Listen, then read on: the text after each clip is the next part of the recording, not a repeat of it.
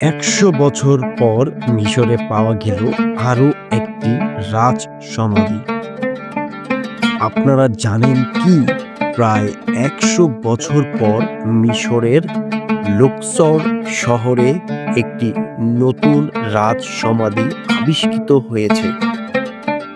বিশেষজ্ঞদের মতে এটি ফেরাউন দ্বিতীয় থুতমোসের সমাধি, যিনি মিশরের ১৮তম রাজবংশের শাসক ছিলেন।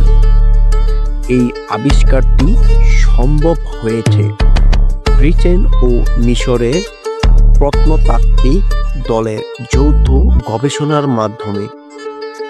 ১৯২২ সালে রাজা তুতানখামুনের সমাধি আবিষ্কারের পর এই প্রথম আবারও এত বড় রাজকীয় সমাধির সন্ধান মিলেছে। সমাধির মধ্যে পাওয়া গেছে বিশেষ অ্যালাবেস্টার পাত্র, যেখানে রাজা দ্বিতীয় থুতমোস এবং তার স্ত্রী রানী হাতশেমসুতের নাম খোদাই করা ছিল। প্রত্নতাত্ত্বিকরা বলেছেন, এই নাম খোদাই করা থাকার কারণেই তারা নিশ্চিত হতে পেরেছেন যে এটি একটি রাজকীয় সমাধি।